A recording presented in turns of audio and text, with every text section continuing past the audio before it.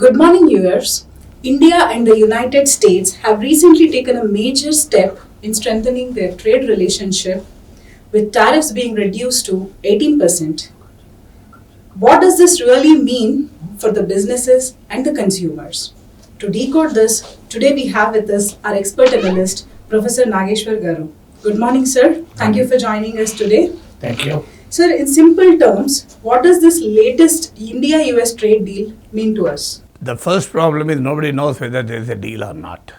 Okay. That Donald Trump in his tweet said India and US agreed for a trade deal. If you look at the Prime Minister Modi's tweet, there is no mention of deal. Look at the Foreign Minister's tweet, there is only mention of trade, but there is no word called deal or agreement. But Piyush Goyal, Union Commerce Minister, and also the Railway Minister Ashwini Vaishnaw talked about deal, and Piyush Goyal officially said it is a deal. Surprisingly, in the same statement, Piyush Goyal said the final aspects are being negotiated and the full text will then be kept in public domain. I don't understand how can you strike a deal without final negotiations.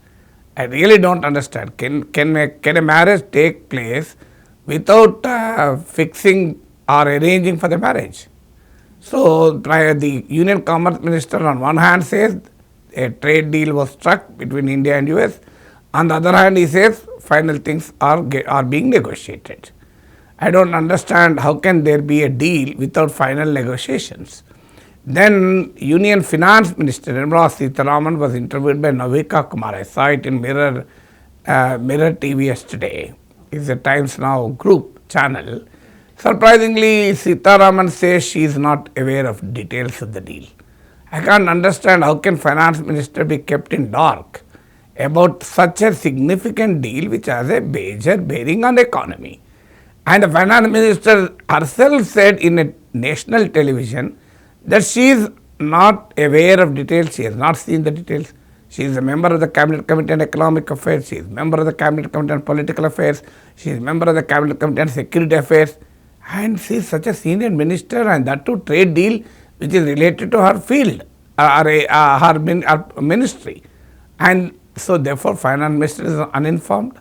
So how can there be, well, I don't really understand what this deal is all about, whether it is only a mini deal or a final deal, whether it only pertains to tariffs or that does it cover everything else. So this is an absolutely mystery that we'll have to wait and see what kind of things will come out. Though there are several unanswered questions. Trump says Modi has agreed to stop buying Russian oil. The Union Commerce Minister is silent on that, Prime Minister is silent on that, everybody is silent on that. Trump claims that Modi has agreed to buy $500 billion of worth American products, and even in addition to this, some more. Modi, Piyush Goyal, Jaishankar, Nirmala Sitharaman, everybody is silent, nobody knows what's going to happen. So there is only one talk, that is Trump has announced that his government will reduce the tariffs on India to 18%, and India will reduce to 0%. Interestingly, this point is missing in Modi's tweet. Modi did not either confirm or reject the duty-free access, zero duty, which India has supposedly promised to United States. So we can't understand what kind of mystery all this is about.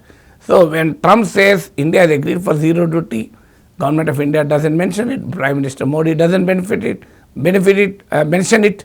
So we'll have to wait and see till this mystery is unraveled. So considering that there will be a deal, so which sectors will be the biggest winners due to this reduction of tariffs, sir? Well, obviously, if it is a full deal, yes, at least one thing is confirmed. Both the Prime Minister Modi has confirmed, President Trump has confirmed that the US will reduce the tariffs to 18%. That point is confirmed. There is no dispute about it. So the remaining things are not confirmed. For example, Trump says India will buy American agriculture products. Yesterday, Piyush Goyal said no question of allying in agriculture and dairy. So, but one thing both the countries, leaders of both the nations are publicly acknowledging is the fact that US will reduce the tariffs to 18%. Well, that will certainly benefit certain sectors like textiles, apparels, leather, the home decor, organic chemicals, rubber goods.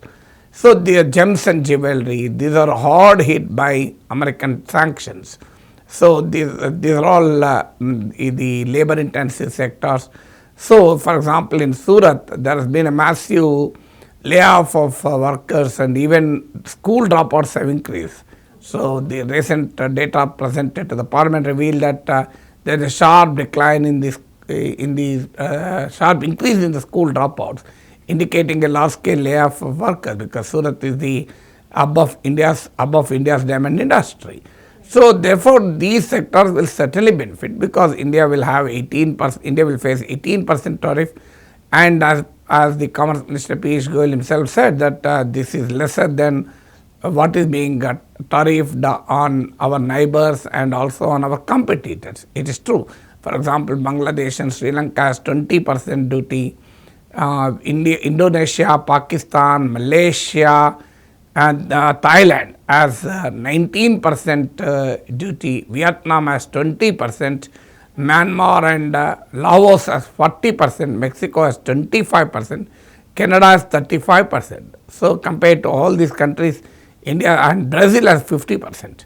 Compared to all these nations, India has 18%, China has 30%. So, that is true, but still there are certain countries which are tariff less. For example, UK has only 10%, Europe has only 12%, Japan and South Korea face only 15%. So, we will have to get the reply from the government of India. Why did it fail to negotiate it to 10% like US UK deal? Because when India is reportedly, supposedly offering 0% duty, why America should impose 18%? Is this reciprocity? For example, look at European Union deal. And notwithstanding all the other criticisms or the other dimensions of the India-EU deal, the fact remains that there is a reciprocity in the deal. India will reduce tariff on 97% of European exports to us. Similarly, European Union will reduce on tariffs on zero tariffs or reduce tariffs on 99% of Indian exports. So, there is a reciprocity 99-97%. But where is the reciprocity in this supposed India-US trade deal, which is touted to be the greatest deal? So, where is the question here? So, Trump is still imposing 18% tariff. India has agreed, as per Trump, to zero duty on many items. Well, Piyush Goyal also does not deny that. He only says sensitive sectors like agriculture, dairy are spared. But the Trump says India will buy even agriculture products also. Right. So, sir, being so aggressive for the last few months, why do you think that the US has reduced the tariff, and how significant is this cut in the global trade terms? Well, that is the Trump's nature. He exerts the maximalist pressure, and if a countries do not yield to the pressure, so he will come down. This happened with China. This not happened with India alone. In China, he has imposed 240% tariff and now come down to 30%. And European Union, last July, they have agreed to a trade deal wherein European Union exports will be taxed at around 12%. And subsequently, on the Greenland issue, Trump threatened to impose 10% more, and even announced that he will increase the tariffs on European Union products to 25%. European Union is a group of 27 nations. So, subsequently has again withdrawn that. He said no tariffs on European Union on Greenland. So, this is Trump's character. He imposes maximum pressure. He tests the patience and resilience of nations and leaders. If they succumb, he will make them to crawl. If they do not succumb, he will immediately retreat.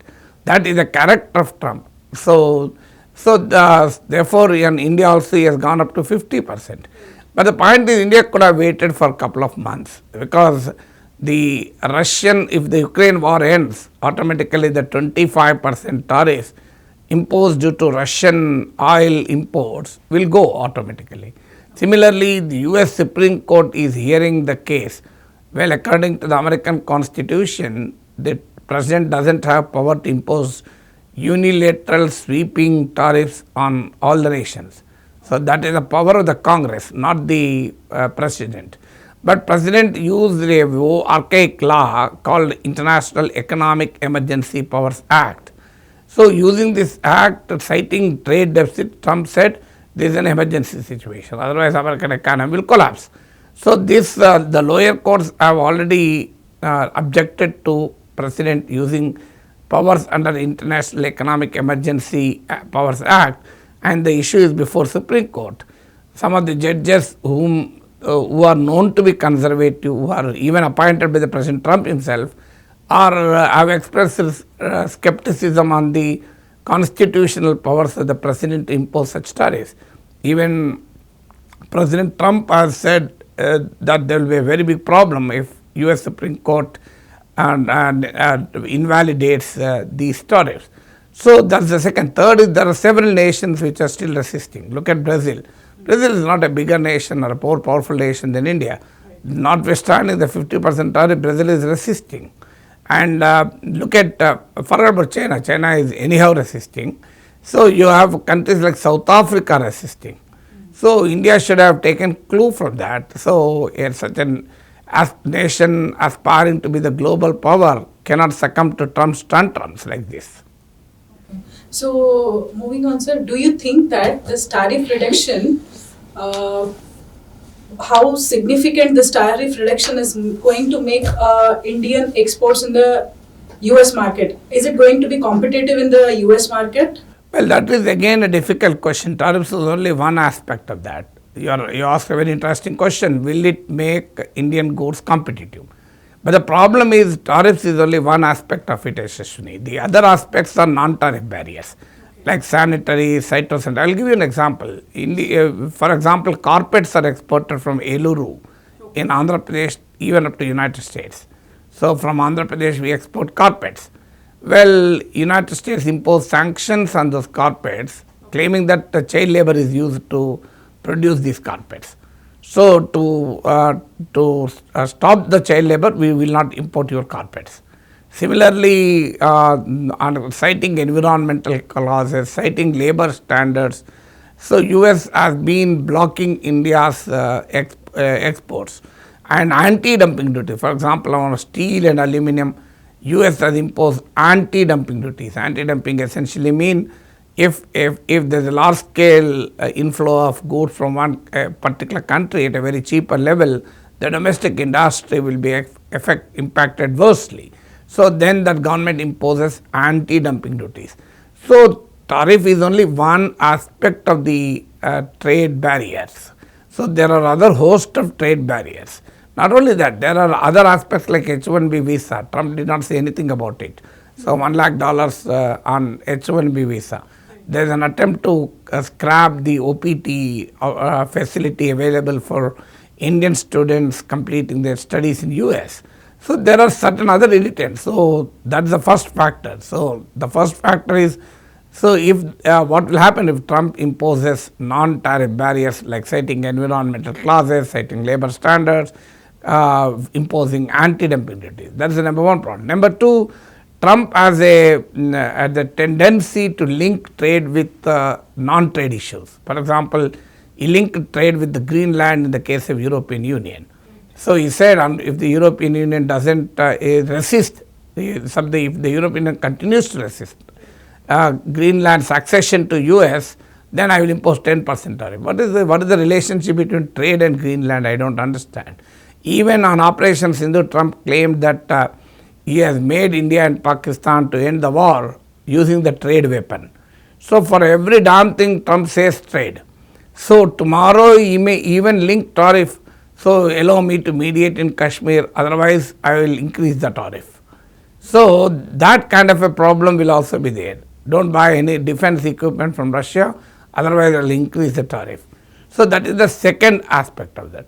Third aspect is that even if we are ready to trade, the US should be ready to transfer the technology, especially in the technology areas. There has been a history of sanctions on India, even right from 1969 when India started its first nuclear reactor, Tarapur. So there were sanctions on India's supercomputer, there were sanctions on India's cryogenic technologies. So we have faced a lot of sanctions in the past too. So they are nothing to do with the tariffs as such. So no guarantee that Americans will actually transfer the technology. They may sell the product. Selling a product is different from technology. There is another problem. For example, Trump has threatened Apple. If you do not manufacture in America, we'll impose tariff on you. So these kind of challenges are also there. This is not a tariff issue. Apple is an American company. So President of the United States has every right to stop Apple from investing abroad. So that has nothing to do with tariffs. So all these threats still remain. Even if India agrees for a zero duty on American products, there is no guarantee that the Indian exports will be competitive in American economy. There are also the several other competitors. For example, India, you take the textiles and apparel sector. Not just India that sells exports to America, Sri Lanka exports, Vietnam exports, Bangladesh exports. So on our products 18% or their products 19-20%. It hardly makes any difference. So there is every possibility that Indian products can be still blocked. And what is the guarantee that Trump will stand on his commitment? That is the nature of Trump. We have seen how he has been doing somersaults in many aspects. So India should be wary of Trump's hypocrisy, Trump's duplicity. Agree.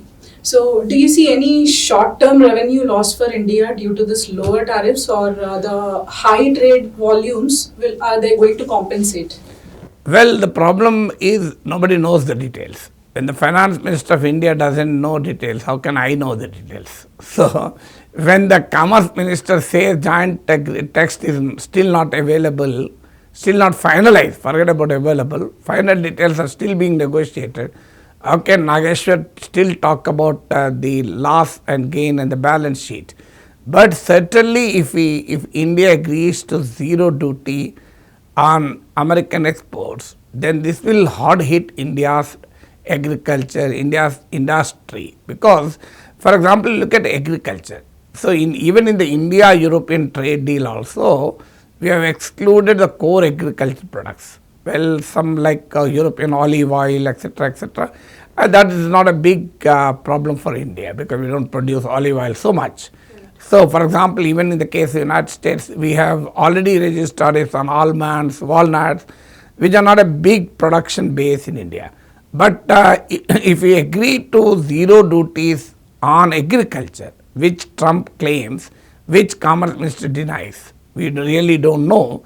But I don't take Commerce Minister denial seriously also, because on August 15th, Prime Minister Modi said, addressing from the ramparts of Red Fort, that I will strongly protect our farmers and our dairy farmers, Pashupalakau. But what did he do? This he said on August 15th.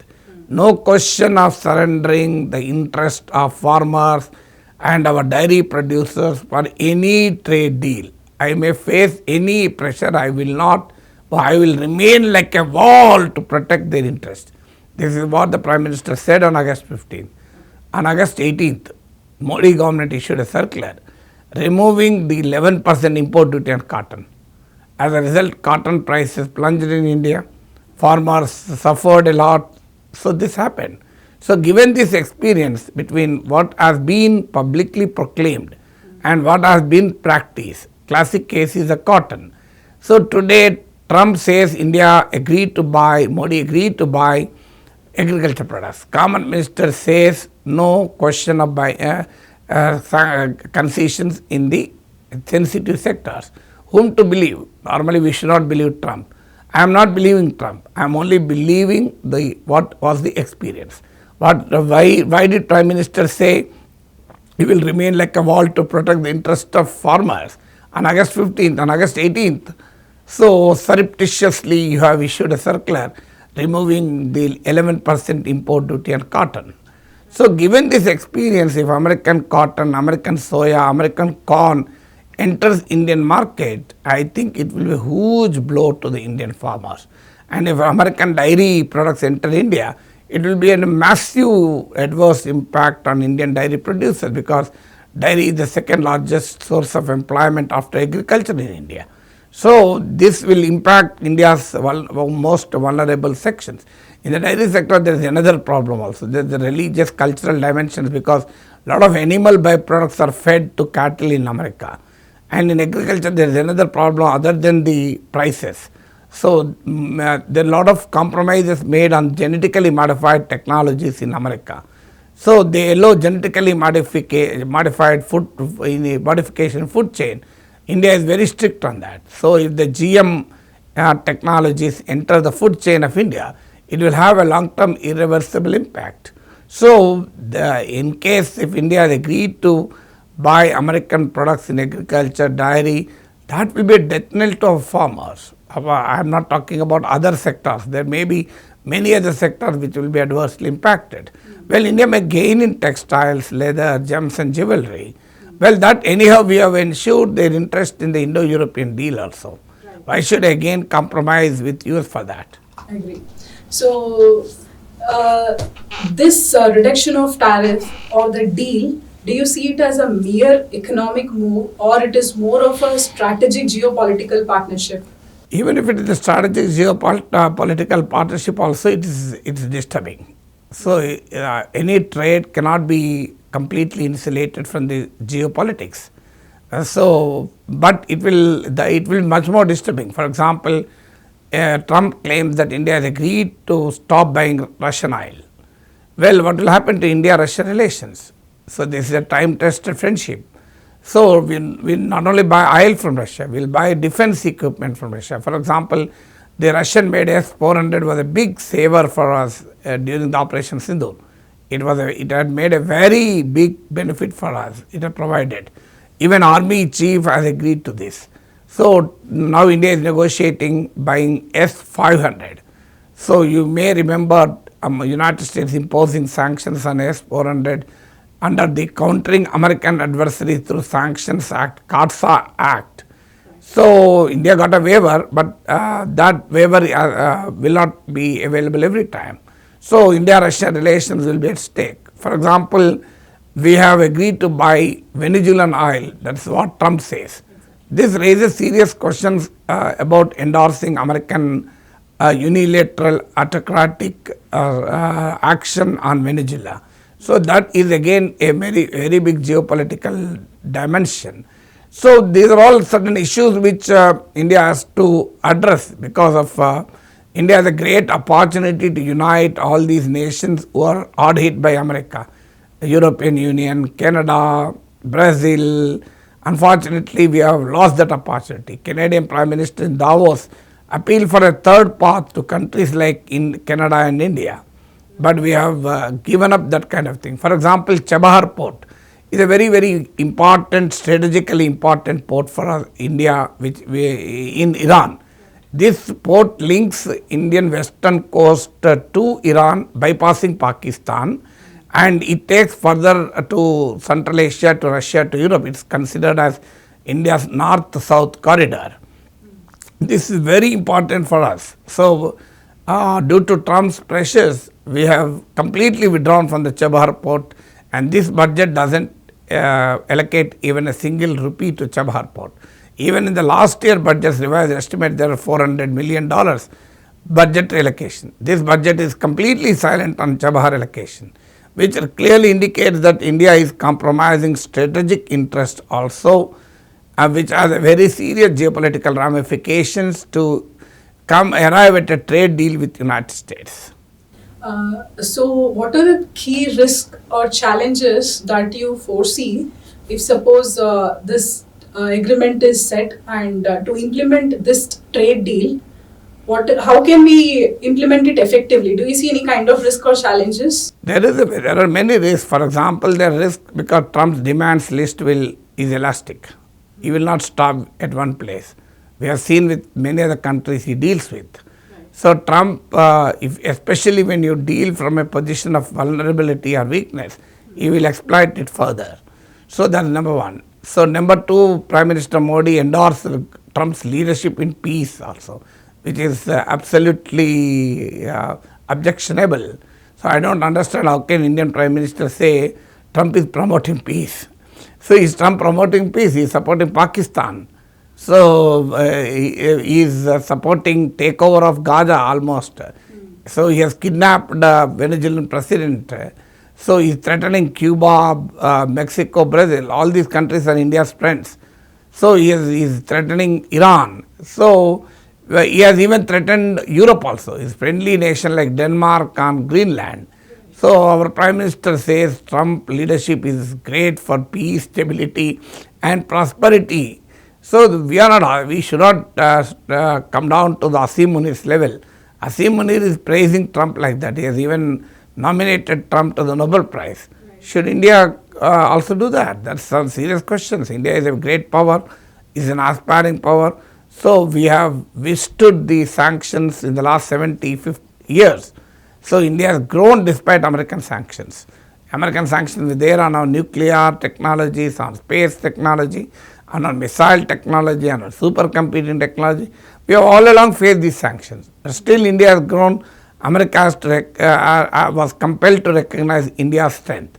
So why should we be vulnerable at this point in time? We are much better positioned now compared to 30 years ago, 40 years ago when America imposed sanctions on us.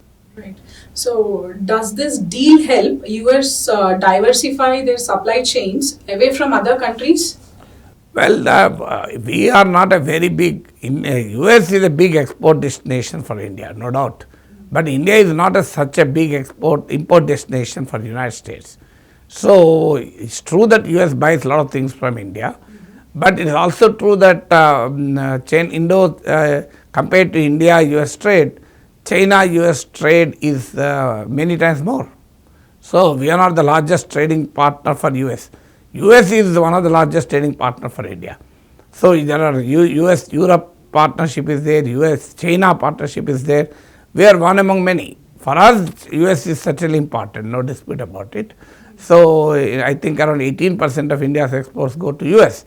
So if I memory is right. So for example, more than 54% of India's software exports go to United States. So I am not denying the importance of United States. You can, in the modern world, no country can live without US. So that's not an issue at all. The issue is not to decouple with US. We have to de-risk from US. So we have to engage US, we have to have relations with US, we have to build win-win partnerships with US, but that cannot be from a position of weakness. It has to be negotiated from a position of strength. And never before India had such an opportunity, because today American allies like Canada, Europe, South Korea are fighting with US. So not just American rivals, American allies are fighting. So when American allies are fighting, why should India succumb?